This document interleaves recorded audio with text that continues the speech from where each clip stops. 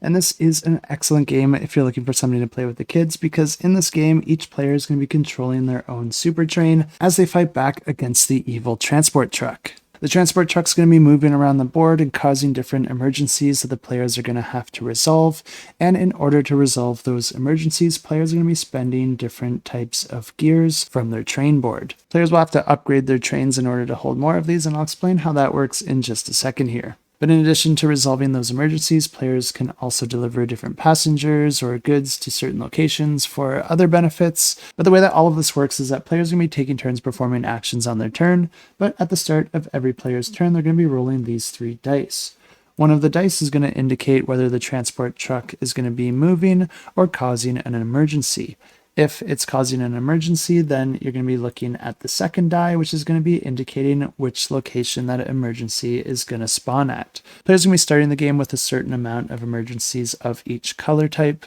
with the amount being dictated by the player count, and with different colors being more difficult than the others. The end of the game is triggered once all those emergencies have been resolved, but in order to resolve an emergency, you do have to drive your train towards that location, and then also provide the emergency tile with the appropriate gears needed to resolve it. And this is where that third die comes into play here, because this die is going to dictate which colored gear your trains are going to generate. As I said, players are each going to have their own personal train player board, and as you complete different emergencies and objectives, you'll be able to add more gear generators to that train. Whenever that gear die is rolled at the start of a player's turn, all players are going to be generating a gear of that color. But the active player does get a couple benefits, because if you are the active player who rolled that die, and let's say you happen to roll a yellow, then all the players will be able to generate 1 yellow gear on a space that they have a yellow gear tile. But for the active player, they can actually generate up to 3 gears if they have yellow tiles that are connected to each other. Not only that, but if you're the active player and you roll the wild gear color, then you can choose what color that is,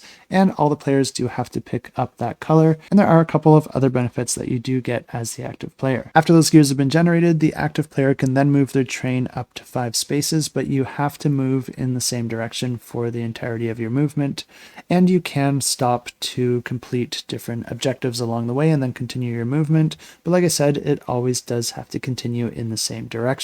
You'll want to keep in mind where the transport truck is, because you can't access any locations that the transport truck is currently occupying, or if the transport truck is covering a portion of the tracks, then you're not going to be able to move through that section of the track until the transport truck moves. But the game continues like this, with players taking turns rolling those dice, moving the transport truck or activating different emergencies, and then using their trains to resolve those emergencies and deliver different goods and passengers in order to get other benefits. And one other thing with resolving the emergencies is that if you don't quite have enough gears in order to do it, you can request that the other players help you, and any of the players that contribute their own gears towards resolving that emergency will then gain some kind train cards, which will give them some special abilities and effects that they'll be able to use later in the game, so it is in their interest to help the other players. But this is a competitive game, so the player with the most victory points at the end of the game is the winner, and if you do want to check this one out, I will have it linked in the description below.